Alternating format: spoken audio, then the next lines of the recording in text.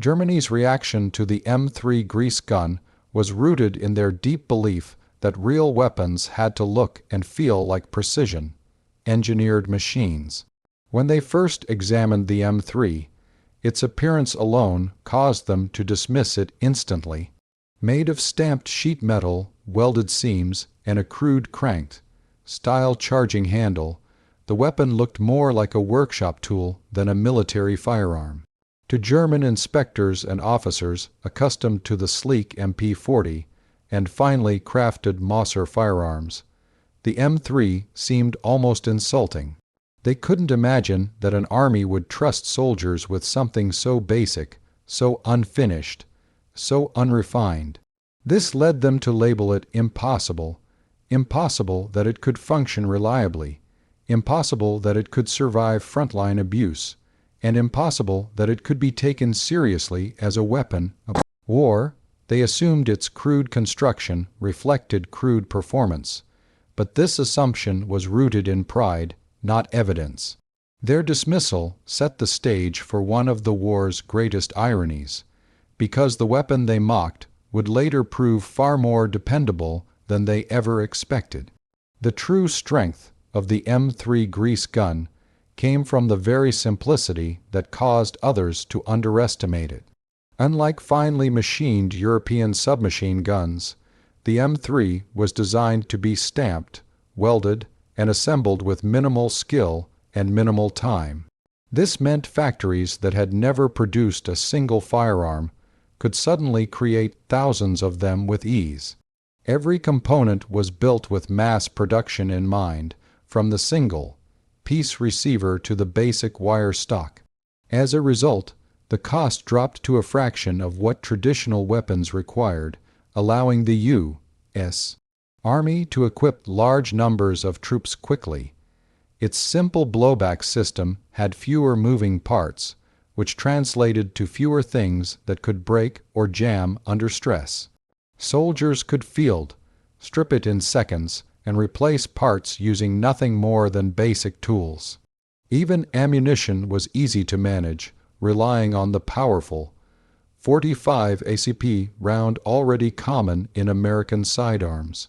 The weapon's low cost, ease of production, and mechanical simplicity made it ideal for a military that needed reliability more than elegance, proving that practicality often wins over perfection.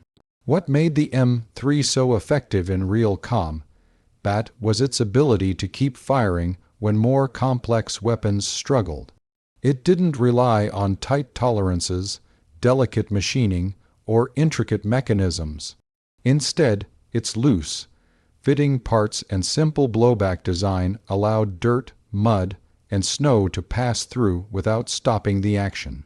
Soldiers found that even when the weapon was dragged through trenches, dropped in frozen fields, or splashed with thick European mud, it would still operate with only minimal cleaning. In the harsh winter of 1944, when many weapons jammed due to freezing temperatures and stiffening lubricants, the M3 continued to fire because it needed so little to function. Its slower rate of fire also meant better control during close combat and reduced the chance of overheating. For troops fighting in ruined cities, dense forests, and tight armored vehicle interiors, this reliability became priceless. While precision, engineered weapons sometimes faltered under battlefield chaos, the M3 thrived precisely because nothing about it required perfection. Its rugged consistency earned the trust of those who carried it, proving that a simple tool could outperform sophisticated designs in the worst possible conditions. As the Allies advanced deeper into Europe, German units began capturing enormous quantities of American equipment, rifles, rations, grenades, and among them, thousands of M3 grease guns. By the final year of the war, German records showed that over 20,000 M3s had fallen into their hands, a staggering number considering the shortages they faced. Yet, despite this abundance, German forces rarely adopted the weapon. Their refusal wasn't because the M3 performed poorly. In fact, many frontline troops recognized its rugged usefulness. The true obstacle was logistical and cultural. The M3 fired 45 ACP ammunition, which Germany did not store, manufacture, or distribute in large quantities. Supplying an entirely new caliber was nearly impossible during a time when their own supply chains were collapsing. Additionally, German doctrine favored weapons that aligned with their engineering philosophy: high craftsmanship, tight tolerances, and a specific mechanical feel. The M3's crude appearance clashed with that identity. Even in desperate conditions, many officers viewed it as unworthy of German soldiers.